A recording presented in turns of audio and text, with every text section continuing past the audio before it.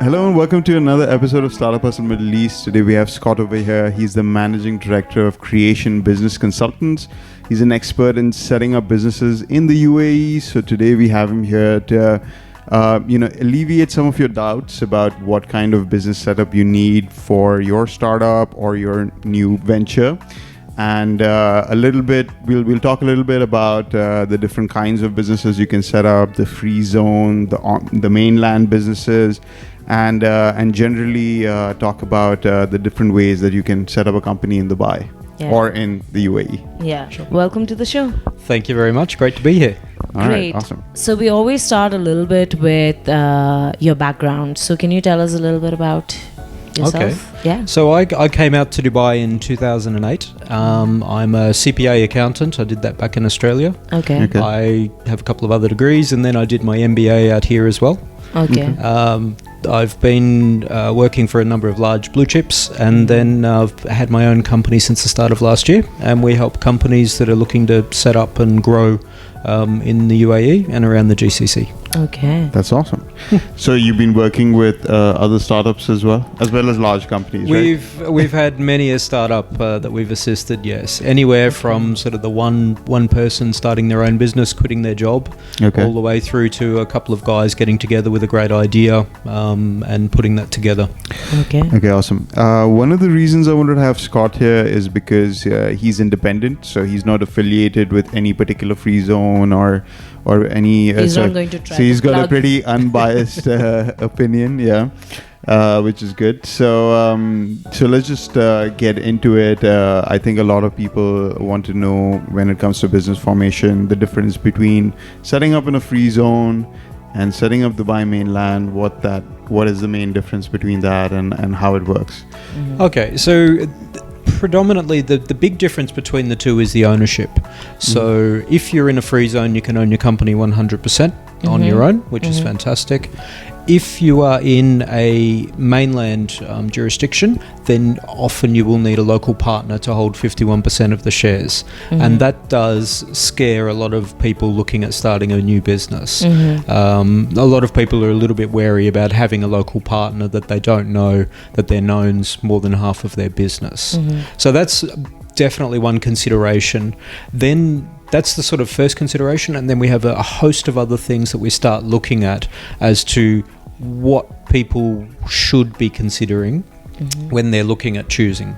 So for instance, what company structure is right for you today may not be the one that's right for you in 6 months, 12 months, 2 years. And the cost of changing that or starting again is often astronomical. So it's better to maybe go that little bit extra at the moment and get it right than do a stopgap for the moment and then have to spend money again in, not too long away. So it's a balancing act. But I see a lot of companies or a lot of startups wanting to set up in a free zone because it could be related to their industry. And there's a lot of commitment from the free zone itself. So, for example, Media City is a free zone, right? And there are a lot of advertising agencies and media companies set up because, one, they want to be close to their peers. And secondly, Media City Free Zone will do a lot of events that help that community, help that industry. Absolutely. So I think that's something, the same with Studio City, the same with In5 as well. So do you see a lot of startups also gravitating towards the free zone model because of things like that? Or that's secondary? Not so much. I think that's normally a secondary consideration. Obviously, price is one of the major factors that people look at, and location. So if someone wants a flexi desk, then obviously location's not really a big issue. But one of the questions we ask when we're talking to people about setting their company up is, tell me about today, but tell me about 6 months, 12 months time. Will you guys need an office? Will you have staff? Will your staff need to be close to the office? It's fine to have an office in Fujairah, but your staff may not commute to Fujairah. So if you need an office, then maybe a Dubai location is what you need. So it's another factor that we have to take into account. Right. So apart from the 51% ownership, of the free zone. What is the main difference between a free zone? Why is it called a free zone? Well, it's a free trade zone. So, in essence, it's meant to be used for only trading inside the free zone and outside of the UAE. So, for instance, if you are a trading company selling goods, you can't sell goods into the mainland. So if you're in the Javza free zone, you can only sell to people in Javza. That's correct. And outside of UAE. Correct. So that's why those ports are often used for a consolidation hub for distribution around the region, for instance.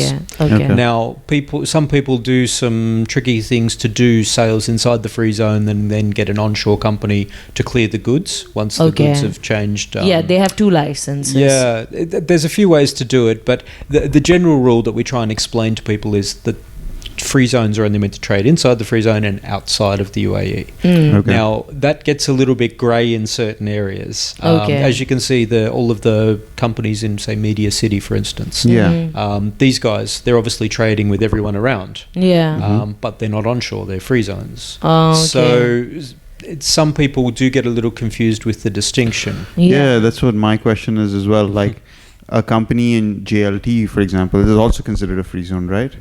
That's true. So, but I see all kinds of companies set up over there, trading, especially consultancy or there's a lot of agency, consultants there digital, for sure. Yeah. So the commercial companies law that governs companies across the UAE says that you must be appropriately licensed to trade in the mainland. So that means that you need a mainland license. Okay. And I think with the implementation of VAT, we're going to see this more and more enforced. Because previously there were no reporting requirements for onshore companies. And those in the free zone only had to lodge maybe annual audited accounts, but just with their free zone. But finally now we've got an overarching legislation that's the VAT returns, and people need to report where they're earning their income. So if you're a free zone in Fujairah and you're selling services into Dubai, you actually need to report your sales via Emirate. So it's a bit hard to say I'm only trading in Fujairah and outside of the UAE if you suddenly give a report saying, and I earn this money in Dubai. So I think that the data sort of matching will slowly come into effect, and this will probably bring to light a few more people that are trading from free zones into the mainland. So it gets a little bit tricky, I guess, if you want to be an entrepreneur and start your new venture here, because eventually, first of all, you may set up in a free zone and you won't really work with people only in that free zone. I think that's actually very rare that happens. So you need to get a mainland license because of VAT and all of that. So how does it work? Have you suggested to startups to get a local sponsor? How does it work with equity distribution? All of that. Okay. So ordinarily, if a company is looking at going the mainland path, some companies provide a service called a corporate nominee.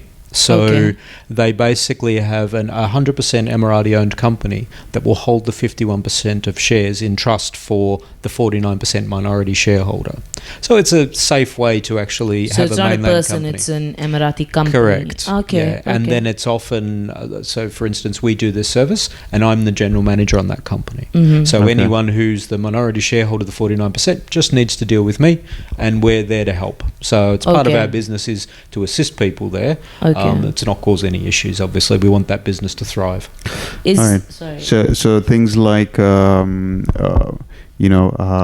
a single Emirati owner who might, an inheritance of the business or something like that won't come into play over here because it's owned by another corporation. That's correct. Not when there's a company interposed there's no issues with that. Now, some people do use an Emirati individual. Yeah, absolutely. And it's often cheaper that way. But then you do have inheritance issues that people need to examine. So it depends on your budget and your risk profile. So if it's an Emirati company, do they have any say in the way the business runs?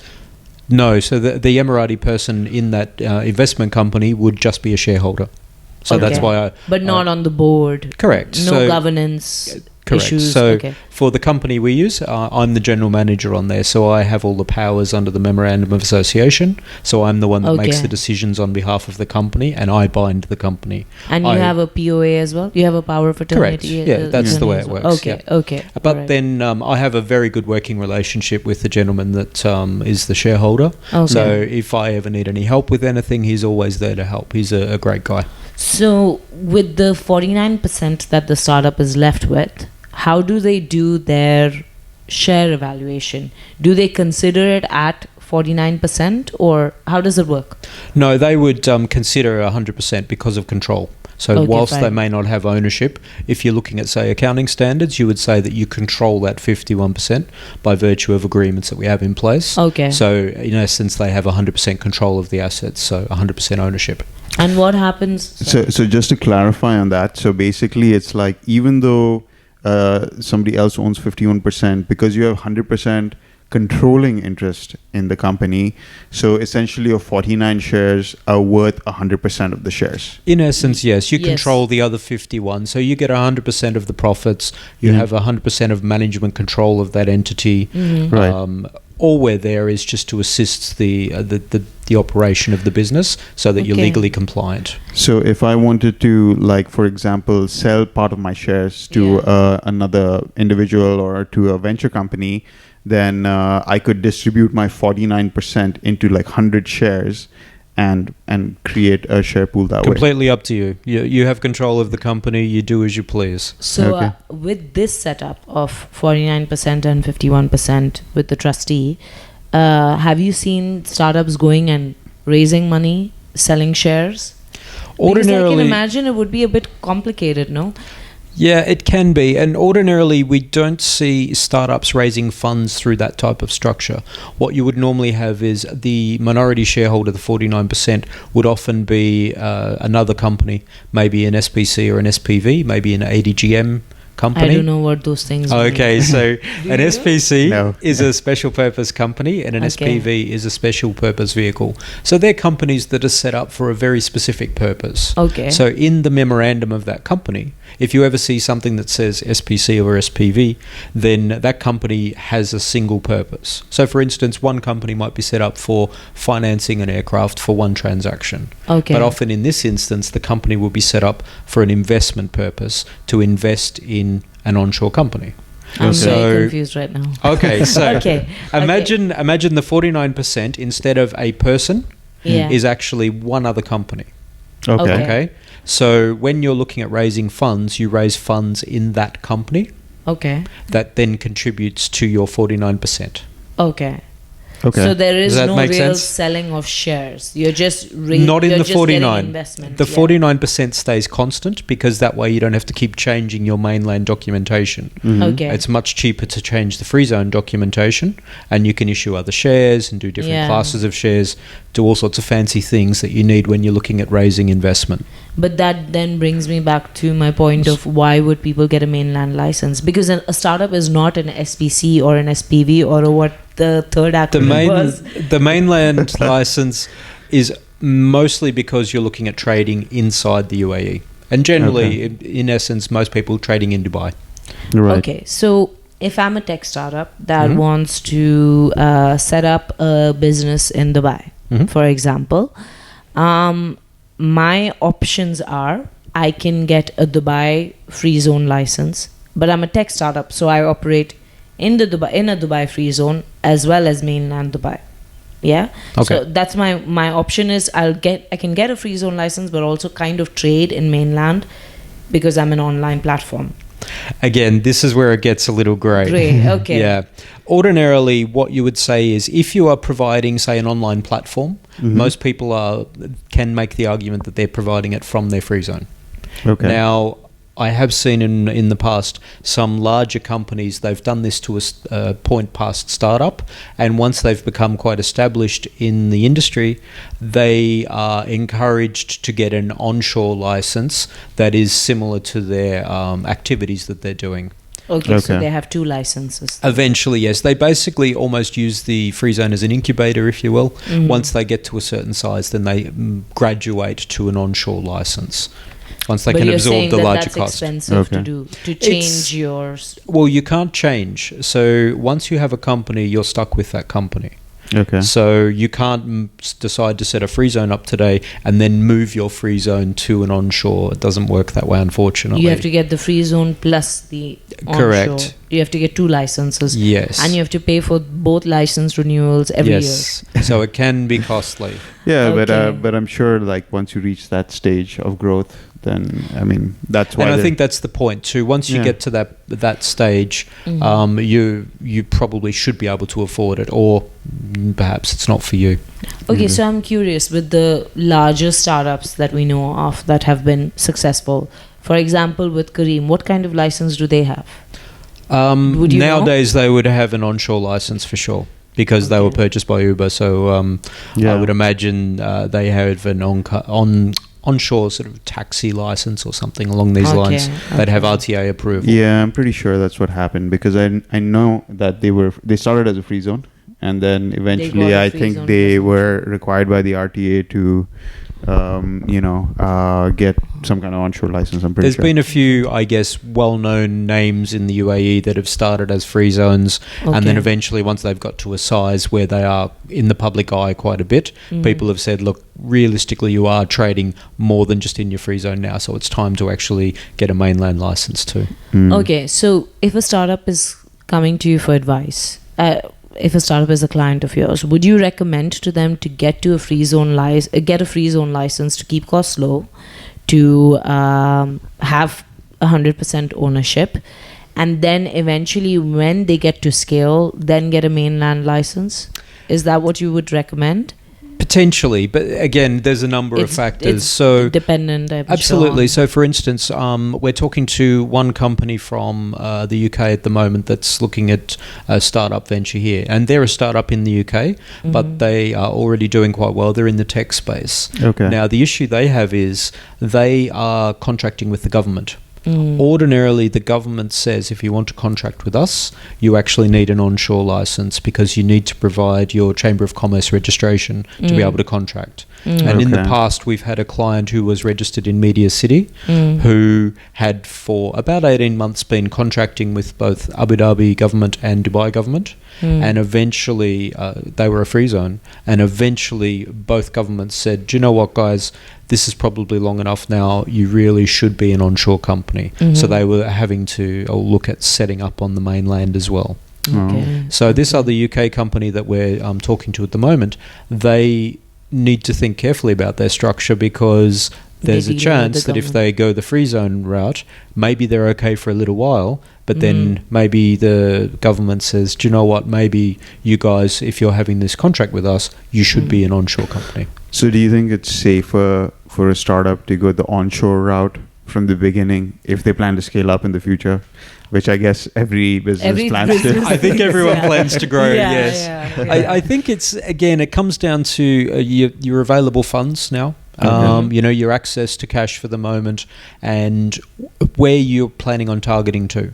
So if you think that you will grow, you might have one client at the moment that's outside of the UAE and you think to yourself, I really want to turn that into growing my clients inside the UAE.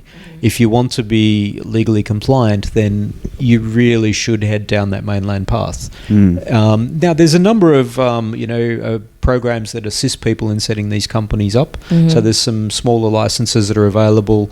I know DED's got some pretty good programs for these sorts of things. So there are ways to help the startups from the government perspective.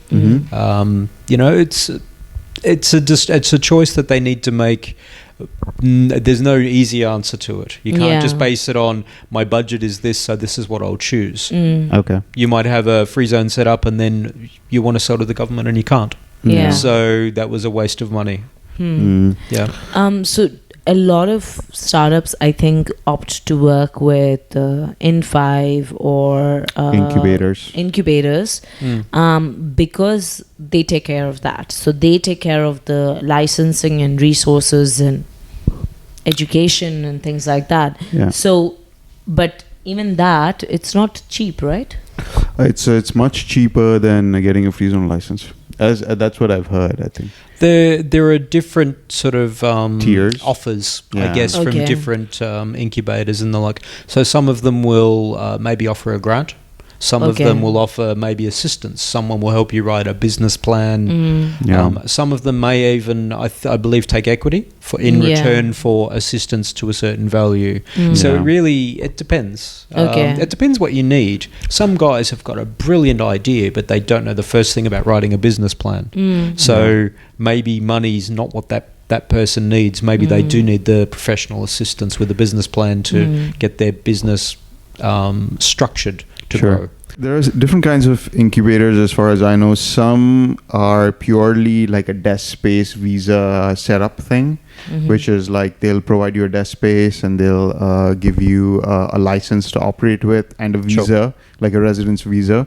Others are more like proper incubators that might invest a small amount, like $10,000, $15,000, $30,000 into your company, and in return they'll take equity, but they'll also provide you desk space and visa stuff. Okay. And some are purely just we'll give you money Yeah. and space, but no license or no visa that you need to sort out. Okay. So like different ones have different setups. And that's why it depends on what the need is of that startup. If they need money, if they really need funding to sort of grow something, then you would choose one that's going to offer this. But a lot of the ones that I've seen, they have good mentoring programs in there as well. So I've mentored a few companies and startups in the past. Okay. And a lot of the time, what I take for granted now, I look at these guys and I'm like, oh yeah, that you're me 20 years ago, trying to learn on how to run a business and how to set things up and how to get accounting to work and how to build a business plan, do cash flow modeling. So having that professional experience, someone a bit older and who's probably stepped wrong a few times, it helps. So if someone's visiting the UAE and decides there's an opportunity in this market and is really not clear on what to do, mainland versus free zone license and everything, well, firstly they can come to you, but aside from that, I think an incubator is just a safe route, right, for startups? I think it is, but I think in a market like this too, you will often get very different opinions on what's right for you. So I think it's worth asking around for some different advice from different people and check their professional backgrounds and see what they've done in the past. There are probably a few too many salespeople giving company structuring advice in this region, which unfortunately sees a lot of people not getting the best advice that they could. So yeah, I've experienced that in the past where you might approach a free zone and say what your business idea is, and they'll say yes, it's fine, you can do that. Unfortunately, and then it might not be the right thing. Unfortunately, a lot of people that set these companies up are in the sales business, not the company structuring business. So you say I want a free zone, they'll sell you a free zone. You want mainland, you got it.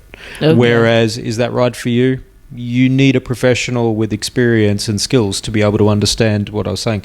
Not just today's solution, but tomorrow, 1 year, 2 years, and what will be right for you in the future. So it's a little bit tricky and it can be a bit hard when you get conflicting information. You look at the internet and there's a lot of different conflicting information out there. So that my best advice would be ask around and find some people that you're comfortable with, that you think you can work with. Okay. Another thing I wanted to check with you is a lot of entrepreneurs start off as freelancers. So what do you advise for a freelancer? Like, I'm an individual, I don't plan to incorporate and become like a big startup or raise money or anything like that. Yeah, maybe I have a freelancer license. I just want to be a freelancer and do design work or something like that. Look, I think a lot of people will set up a cheap free zone company and then act as a freelancer anyway. So there's a few reasons why I'm not really that keen on the freelancer licensing. One is when you have a company, you have limited liability. If you are a freelancer, you're like a sole trader, so you are personally liable for everything and anything that happens. You don't get a corporate bank account. So if you're giving someone an invoice and you have your personal name on it rather than a company name, you don't have as much credibility. Sure. So if you're then trying to sort of grow your brand and your reputation, it's a lot easier to grow it with a company rather than a freelancer. Right. But you know, sometimes it does come down to budget as well, and maybe that's the right choice for some people. But if anyone's looking at more than just a visa and a bank account, looking for the future, I think that's probably a better way to go. Is look for maybe a cheaper free zone that suits that Free purpose. zone. Okay. Yeah. Okay. Yeah, I agree. I think free zone would be a best option, right? I think so. Well, yes. it is also. I think the cheapest free zone is double the cost of a freelancer license. But I can understand. I mean, what do you do when you don't get paid? I think you don't have enough rights to, like, you know, take your client to court or anything like that if you have a freelancer license. Well, you still have contract law on your side. You don't need to be a company to be able to enforce sort of rights under a contract. Okay. But as I say, the legitimacy of your business, it looks far more legitimate having a trade license that's a company rather than an individual. Okay. That's been our experience. Okay. Yeah, I agree. Okay. I mean, it's a perceptual change, right? Yeah. Absolutely. Yeah. So if I'm a startup, I come to Creation Business Consultants. What are the questions that you ask me based on which you recommend the best solution for me? So I know one of the things you said is your long-term plan.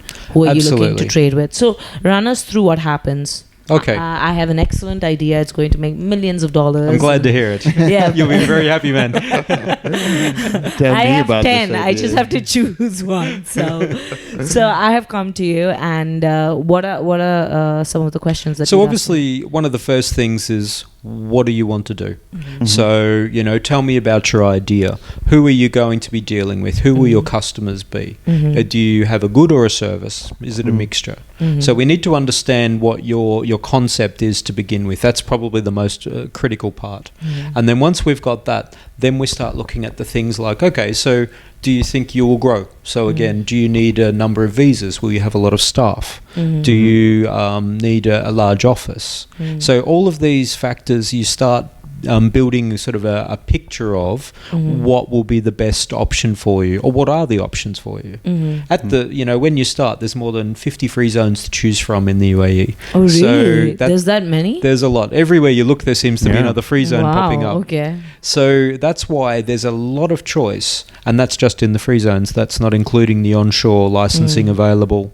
And the regulations change quite frequently, so we've always got to keep up to date on what options are available. So for us, that's part of what we do and what we bring to the clients. But these are the sorts of questions that we have to start with. And then after that, it's things like, who will your customers be? Where are they located? So again, getting back to that free zone onshore discussion, if you're looking at dealing with governments, then you're leaning towards the onshore. Right. What is your budget? What's your time frame? So occasionally we have a client coming to us saying, we're in such a hurry, we've just won a contract and we don't have a company.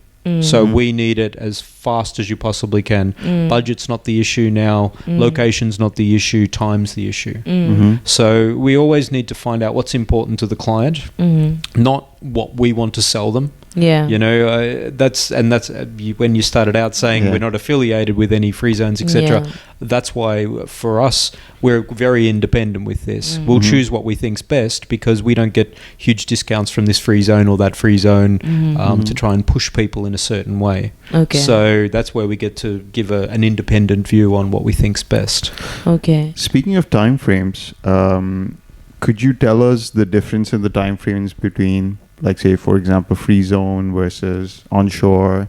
How long does it take, like, company setup usually? So a free zone, the fastest we've ever done was about 2 days. So we've been able to do it quite quickly. On average, the fastest we can do nowadays, with slight changes in regulation, is around 3 to 4 days from application to happy client with a trade license. Okay. Now that's on the fast end. On the slower end, you could see an unregulated company up to maybe 6 weeks for some of the Dubai free zones. Wow. Okay. Okay. Which obviously, if you want a Dubai-based location, that's what you'll have to put up with. Okay. But if you then look at, say, regulated entities, if you want to be a fund manager or something like this, obviously it's much more costly. But this could take 6 to 12 months if you're looking at a DIFC regulated license. Okay. Wow. Yeah. DIFC regulated license. Yeah. Ooh, So that's basically anything to do with money. So Okay. if you're looking at, say, taking clients' money and investing in a fund, creating Okay. your own fund, that sort of Okay. thing. So a complicated where you're Where a there's a lot- custodian. Yes, if A you're ever financial taking custodian. money from someone and doing something with it, Yeah. then there's a lot of regulation that comes Okay. behind that. Okay. Right. So if you're looking back across to the onshore, you could sometimes have an onshore company set up in maybe 3 days if it's Okay. quite straightforward. Yeah. If they're individual shareholders, it's actually quite fast. Okay. Mhm. Sometimes if you have something that maybe requires more than just a Dubai economy approval, such as maybe it's a KHDA, so it's a training type company, then that can take a lot longer because you need more government approvals. Okay. Okay. So Okay. the time can depend on the complexity of the service you're offering. Mhm. So for instance, if you want to set up an architect or an engineer's firm, you'll probably need Dubai municipality approval. Okay. So that just is another level. Additional layers, yeah. Absolutely. I remember Yeah. we were like thinking of opening up a restaurant a while ago, and then when we actually started looking into all the different regulations, then there's compliance with the structure. You have to like Yeah, you have to do fit out approvals. you have to do fit out approvals. You got to show your space, your plan proposal. It's like at least 3 to 4 months before you can. Absolutely, Different it can be a lot longer than people think. Yeah. Having said that, though, I mean, I've set up companies all around the world now, and often it's a different level of complexity, but it still takes a long time in other places Yeah, too. yeah. Now, in Australia, for instance, you can easily buy a company on the internet. A few $100s later, you have a company and you're Really? ready to go. Yeah, absolutely. It's quite easy and quite cheap. That's Okay. awesome. Well, it's a bit difficult Is then it? when I have Australians come here and say, "So tell me about the cost and tell me about the time," and I'm like, "Well, I hope you're sitting down." Okay. Let's So- manage your expectations a little bit. exactly. Yeah. So I guess probably one of the things that people have an differing expectation on is the banking. Mm. That seems to be a bit of a sticking point at the moment for this market, especially. Yeah. About that. So this is a show about real talk. So, and we think that the ecosystem is really growing and developing. But the fact that you want to set up a bank account with a leading bank over here, I'm not going to name names, A corporate bank account. a corporate bank account, and you have to have a minimum of 50,000 dirhams in your bank as the holding balance. And Yeah. I find that crazy. If you're a startup, they don't really top-notch banks don't have a provision for a startup business. Like, that's 50,000 that you have to keep in your bank, which you could be spending on marketing and promoting your business Yeah, or it's- setting it's up your blocked business. funds. So it's blocked funds, which Well, there's minimum balance and then there's minimum balance. I mean, So no, Yeah, that's yeah. not. If you're below that, you will be paying a fee to the bank. which is But, ridiculous. I mean, yeah, well, that's the regulation. But yeah, banking over here in general is not. it's not super startup startup friendly at all. they don't seem to have found a way to find a banking product that is supportive of the startup, They really arena. should. It's difficult. I mean, most Yeah. banks will say probably between 20 and 50,000 is the minimum opening balance. Now, if most people had that much money, then they're not really worried about starting up again. Yeah. They've already got enough cash. Yeah, it So- impacts my runway if that's blocked funds. Sure, yeah, you can put less than that and you can pay a fee, but it just seems a little. Yeah, I think they do it because banks have a certain amount of workload for a corporate bank account versus a private bank account, and they have certain regulations that they need to report to the government. So this is how they weed out the people who they don't want to have. Like they're like, okay, if you have 50,000 dirhams, you can come and bank with us. Otherwise, Look, you can't. it does cost the bank money to have the account open, but you not know? that much. Yeah. I don't know how much it costs, but it does cost. I'm really Yeah. hoping some serious people in banks are listening and are going to do something about it. A startup-friendly corporate account. That's a startup idea please. right there. Yes, please. Yeah, for sure. So, Yeah. speaking of cost, you're talking about cost. So, what is the average cost for like setting up in a free zone versus setting up in mainland? Like, We know that range is quite wide. I know it is range- It does. But It does. give us a ballpark. So and this is the tricky one. People say to me, I get an email saying, "Dear sir, how much is a company to set up in the UAE?" Right. Well, anywhere from not much to an awful lot. I mean, the cheapest government fees that you can probably get for a reasonable free zone at the moment with no visas are around the 11,000 dirham mark. No visa. With no visas. Okay. And no service fees and no one helping. So realistically, if you want decent service provider to help you do that, you're looking at probably closer to 20,000 dirham. Yeah. And if you want a visa on top of that, now we've got an e-channel, there's a deposit with the visa. Yeah. So ordinarily it'll probably set back a startup maybe up to 40,000 dirham to get just one visa and a company set up.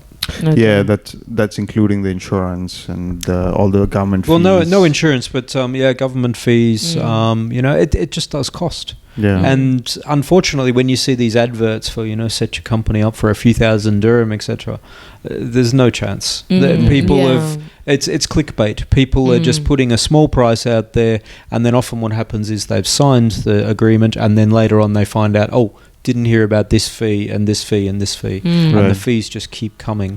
Okay. So realistically, for year one, if you're a single visa with a license and a free zone, you're going to be expecting to pay between 30 to 40,000 dirhams, right? More than likely, yes. Yeah. Okay. So for an onshore company, the license normally starts around 12 to 15,000 dirham. Okay. So that's government fees. But then you do have a few requirements, such as you need your local sponsor. So that can cost, for an individual, maybe between 10 and 15,000 dirham. Okay. And then if you're looking for a corporate nominee, it could be 20 to forever. It could be a lot more. Okay. But one of the other costs you need to factor into that is you also need an onshore office. So you need an Ajari or a lease from an onshore office, which can be costly as well, depending on your location. So again, for an onshore, the costs then can start clocking up to 30, 40, 50,000 dirham. Because you need to pay rent for an office. Yeah, and absolutely. usually the rent structure in Dubai is at least a year. Yep. You pay a year in advance. Then the it's broken Ajari. up maybe in like 2 checks or something. Yeah, maybe, but still, you need to kind of have that cash ready. Then you need to pay for the visa, and you need to pay for your company setup and your sponsor. So all that probably 60, 70,000 dirhams, right? And that's not even looking at visas yet, and then you've got visa costs. If you're an onshore company, you need to give medical insurance to your employees. Yeah. So I think free zone employees too, right? It's mandated now. For some, yes. Okay. For some, no. Investors still don't need it. So, really? Yeah. Investors, okay. Okay. So, but employees do, yeah. I think most good bosses would be giving it. Yeah. Okay. One way or another.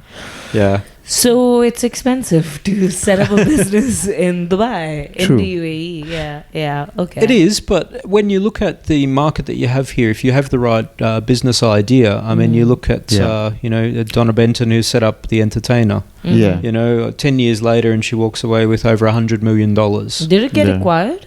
Yeah, absolutely. Who acquired Entertainer? I don't know who acquired it, but they did get acquired. Yeah, that's amazing. Yeah, it was over 100 million. Yeah, it was over 100 million. So 10 years worth of hard blood, sweat, and tears. Yeah. So it can pay off. Was it only 10 years? I think it's been longer than that. I think I read 10 years, but that was a while ago when this happened. So, So I know that she released her app like 6 years or 7 years ago, which is when they really took off. Absolutely. Before that, they were carting that old book around, leaving it in the car. But it was super popular. Absolutely. Even in the book form. I know people who left the book in their car because they're like, if you randomly think of a place, brilliant idea. But so much better to have the app. Exactly. Yeah, no, we're fans of the product. Yeah. But the thing is that everywhere that you read about entrepreneurship or whatever people endorse about being an entrepreneur is like take risks and be prepared to fail and pivot and things like that.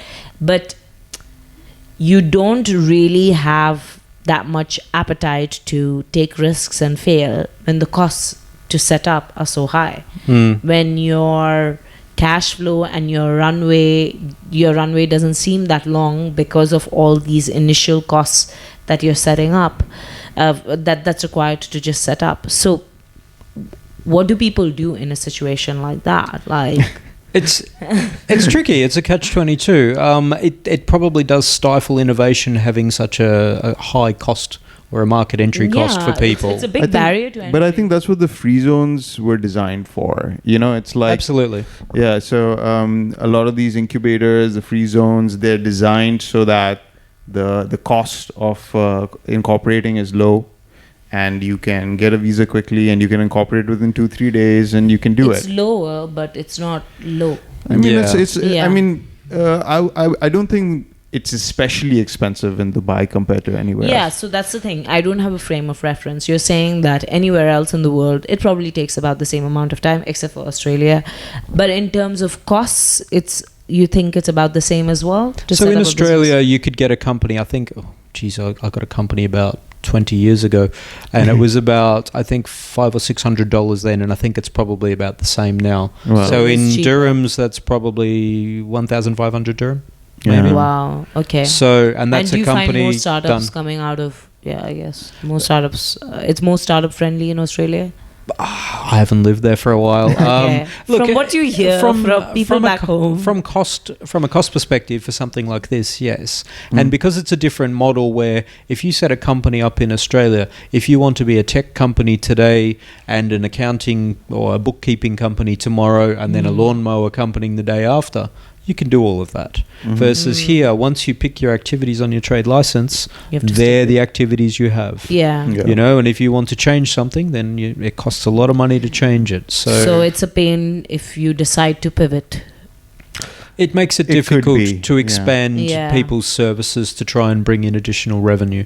Okay. So, and again, that comes back to planning carefully at the start, making sure that you pick the best activities so you've got the potential to grow into those activities. Maybe you don't need them today, Mm-hmm. but Right. maybe in the future you actually look at it and you think to yourself, well, we could head down this path and grow into something. We might partner with someone so we could try and get additional revenue and we won't need to spend that money and modify or amend our license. Or get another one. Okay. Yeah, exactly. Okay. Or get another one, which Yeah. could end up costly if that Yeah. happens. Yeah. So what happens in the case of crowdfunding? So if I have an idea and I kind of want to put it up on a platform. I don't know what's the Kickstarter of the Middle East? I forgot the name of it. What's the question anyway? The question is, how does it work with the crowdfunding model? Like, So you set up your company and then you ask for crowdfunding. it doesn't. There's no. There's You've no got to be special- very careful when you're raising anything from anyone. So if you're effectively crowdfunding is a form of donation. So you've got to be very careful. If you want to set up a charity, for instance, or you want to raise funds for some cause, you need a charitable license, and they're quite strict on getting such a thing. So crowdfunding, I think you would need to be very careful approaching it from a greenfield perspective. If you're using something that's already established and licensed, probably okay. Okay. But I would be very wary of just heading out to market and trying to raise funds for things without being licensed.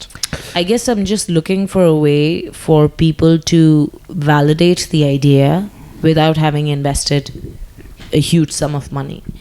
And You can validate an idea just by talking to people. you can talk to people. You can run a couple of Facebook ads and see what kind of response you get to a website. I mean, there's nothing illegal about that.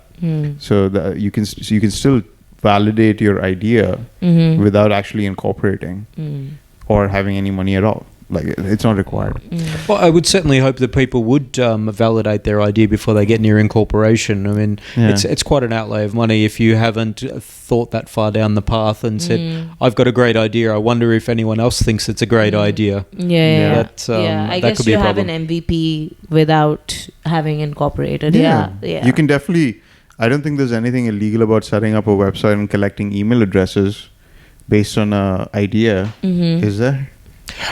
Good question. I think my email address has been collected a few places. I get a lot of spam. I wouldn't imagine that would require incorporation. Yeah. As long as there's no money being traded. I don't think so. Yeah. I think something else people can do too is there seems to be, whilst people sort of say that funding might be hard to come across, there seems to be a good number of people in this market that are willing to take a risk and try something new. So we've run into quite a few investors more recently who are actually asking, bring us new ideas. Oh, so you should tell them about our which business. is quite refreshing. Absolutely. But it's actually refreshing because these guys are saying, look, we want to hear about the new things and we want to try. And yeah, I think what's happened is we've had a few successes recently. Zook being acquired by Amazon, Kareem's valuation with Uber. So I think a lot more people are getting switched on to the idea of startups. And well, those were sort potential. of Me Too products, which was interesting that they were so successful. But then what if you actually bring in a new product that's very disruptive to a market? Yeah. And I think that's what a lot of the investors are now looking at, saying, if you've already spent the money or are looking for the money for the incorporation, then if anyone's willing to back you on that, they're quite serious. Okay. And hopefully they've That's got good. money That's to sort of awesome. push behind and help grow. Okay, so investors aren't looking for products that have been successful in other markets. They're looking for something really, really new. So their I think appetite for that's- risk is more. I think that is a change that we've seen over the interesting. last few years. Okay. Where Awesome. people were previously just looking for the blue chip, construction, real estate, typical type industries. Whereas people now are looking a little bit further abroad to things that will disrupt markets. We're Awesome. seeing that quite a bit, especially in the tech space. We actually had Shane Shin from Shuruk Investments on the show. And we asked him which startups they've invested in. And he mentioned Sarva, which is a robo-advisory financial firm. And he said that these two guys came up with this amazing idea. And the reason we backed them, because they were really on top of regulations. Because And it's they managed to get a certification from the government saying they're allowed to do robo-advisory. They're the first to do it. Exactly. And even though they didn't have a working model. They didn't have an MVP, nothing. They were on top of the regulations, and it was a new product. So that's why Shuruk Investments was really interested in them, and it has turned out to be a really good success story as well. So if you have investors looking for something truly disruptive, and if you have startups that are hungry to really disrupt the market, but there's nothing covered in regulations, what do you do? That's where It gets tricky. Well, it is a little tricky. I mean, what we do in that instance is we have good relationships with different government departments. So basically, we can sit down and literally have a coffee with them and explain what we're trying to do, and say, look, we've looked at this activity and this activity. It's kind of like it, but not exactly. We need something that will fit. And sometimes they'll say, do you know what? We're quite comfortable if you choose this. We're good. Or even sometimes they'll say, do you know what, this doesn't actually fit in these, so yes, maybe we do need to try and create something new. So the activities do change. They always need to. I mean, you look at all of the different tech type activities that have come up over the last sort of few years. They need to keep adapting and growing and making amendments to them. But they also don't want to open a floodgate, not understanding what the ramifications will be. And I think cryptocurrency is a very good example of that, where everyone wants to be at the forefront of technology, but everyone is also a little wary of being that first one to really dip their toe in the water with this. And crypto is one where people are still a little bit wary of where it will end up. Well, the government is planning to launch their own cryptocurrency, no? Exactly, and that's the thing where that's a bit different, where the government's got control over something like that versus an individual just turns up and says, I've got a new currency, kind of like Bitcoin, but not really. Trust me and buy some. So if they open the floodgates like that, I think it would be a real problem. So, or even being a Bitcoin payment acceptor. Like, for example, I want to pay you with Bitcoin and you want to pay me with Bitcoin. How does the government, calculate VAT on that? There's other regulation. So I think every government and every place where there are startups innovating on business models face this issue. Like it's not only this country, even in the US, for example, like Lime is one of the those electric scooters. Yeah. They're one of the fastest growing startups. Not Lime, I think it was the other one, but I remember it was one of the fastest growing startups that reached an $8 billion valuation in like 8 months or something like that. It was insane. Wow. I might be misquoting that. It might be $2 billion in 8 months, something like that. But it was one of the fastest growing startups. But then the city started protesting because they were like, all these bikes are being left everywhere. It's a hazard. They're getting stolen. It's creating crime. So stuff like this happens everywhere, right? Yeah. So governments are always trying to keep up with innovation and we saw this in downtown, I guess in the last year, where suddenly it went from no scooters to scooters everywhere. Yeah. And everywhere you walked, there was just a scooter sitting there. Yeah. And then all of a sudden, all the scooters are gone again. Yeah. So obviously there was And a I think change they'll in be back regulation. again. I don't know. Sooner or later. Yeah. But when you look at that and you see some people really whizzing down the road fast, Yeah. you think to yourself, I'm not sure that looks that safe. Yeah. So you've got to, I guess, balance, wanting to be at the forefront with safety, with protecting the public, especially something like crypto. The protection of the public is very important. So I think it's a real balancing act where which is the right way? It's hard. Yeah. Okay. All right, guys. On that note, we'll wind up this podcast. But before we end, do you have any advice for any new founders who might be listening to this conversation? Aside from coming to Creation Business Consultants. Absolutely the number one piece of advice. My advice would be, if you have a good idea, absolutely give it a go. What's that saying? You've missed 100% of the shots you never took. Right. Wayne Gretzky.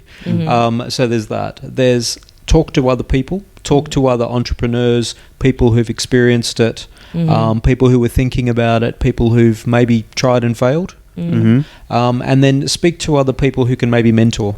And I think that's very important, finding professionals that have skills and experience that they can help. And you'd be surprised at how many people actually want to help. Absolutely. All you have to do is ask. And what's the worst they say? No? Fine. Yeah. Find someone else. Yeah. But the number of more seasoned professionals out there that would be willing to give an hour here and there, have a quick coffee and, give some pointers and advice, it's incredible. Or come on a podcast. Yeah. Absolutely. Yeah. All right, guys. So on that note, thank you, Scott, for being here. It's been a pleasure. We'll have links in the description. You can go check out Scott's company and get advice about how to start up your business in the Middle East. This podcast is available on all the podcast platforms. So if you're listening to us on a podcast, please make sure you review it. Leave us a 5-star rating. It really helps us out. It helps other people find our podcast as well. So thanks for doing that. If you're watching us on YouTube, hit that like button, subscribe. We keep posting these podcasts every couple of weeks. I think that's pretty much it. Yep. Keep on hustling. All right. Cheers.